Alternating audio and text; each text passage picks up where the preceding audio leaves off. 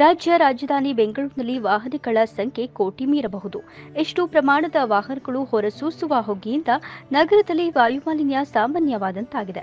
ಆದರೆ ವರ್ಷದಿಂದ ವರ್ಷಕ್ಕೆ ಡೀಸೆಲ್ ಬಸ್ಗಳಿಗೆ ಬ್ರೇಕ್ ಹಾಕುತ್ತಿರುವ ಬಿಎಂಟಿಸಿ ವಿದ್ಯುತ್ ಚಾಲಿತ ಬಸ್ಗಳನ್ನು ಹೆಚ್ಚಿನ ಸಂಖ್ಯೆಯಲ್ಲಿ ರಸ್ತೆಗಿಳಿಸುವ ಮೂಲಕ ಪ್ರಯಾಣಿಕರಿಗೆ ಉತ್ತಮ ಸಾರಿಗೆ ಸೌಲಭ್ಯದ ಜೊತೆಗೆ ಈ ವಾಯುಮಾಲಿನ್ಯ ತಗ್ಗಿಸಲು ಕೊಡುಗೆ ನೀಡುತ್ತಿದೆ.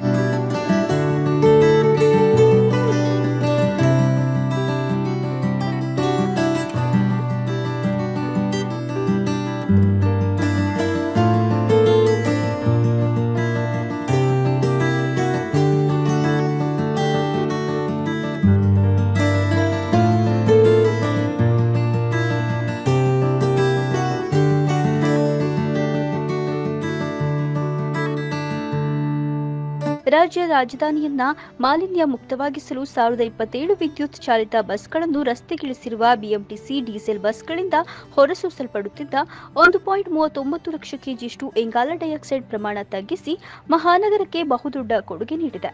ನಗರದಲ್ಲಿ 2027 ಎಲೆಕ್ಟ್ರಿಕ್ ಬಸ್ಗಳು ಸಂಚರಿಸುತ್ತಿದ್ದು, ಬೆಂಗಳೂರು ಸ್ಮಾರ್ಟ್ ಸಿಟಿ ಯೋಜನೆಯಡಿಯಲ್ಲಿ 9 ಮೀಟರ್ ಉದ್ದದ 90 ಹವಾನಿಯಂತ್ರಣ ರಹಿತ ಇವಿ ಬಸ್ಗಳು ಮೆಟ್ರೋ ಫೀಡರ್ ಸೇವೆ ನೀಡುತ್ತಿವೆ.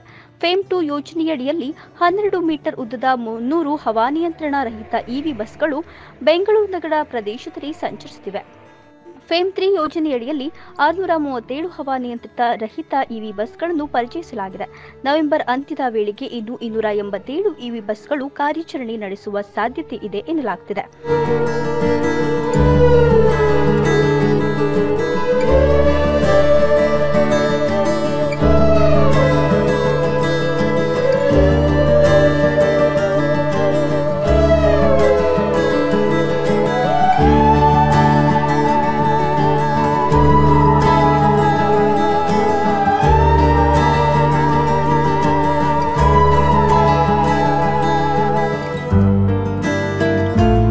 ನಗರ ಭೂ ಸಾರಿಗೆ ನಿರ್ದೇಶನಾಲಯದ ನಿಧಿ ಬಂಡವಾಳ ಹೂಡಿಕೆ ಯೋಜನೆಯಡಿಯಲ್ಲಿ ಮುಂದಿನ ದಿನಗಳಲ್ಲಿ ಹೆಚ್ಚುವರಿಯಾಗಿ 12 ಮೀಟರ್ ಉದ್ದದ 760 ಇವಿ ಬಸ್ಗಳು ಬಿಎಂಟಿಸಿ ವ್ಯಾಪ್ತಿಯಲ್ಲಿ ಕಾರ್ಯನಿರ್ವಹಿಸಲಿದ್ದು, ಇದರಲ್ಲಿ 320 ಹವಾನಿಯಂತ್ರಿತ ಮತ್ತು 148 ಹವಾನಿಯಂತ್ರಣ ರಹಿತ ಬಸ್ಗಳು ಇರಲಿವೆ ಎನ್ನಲಾಗಿದೆ.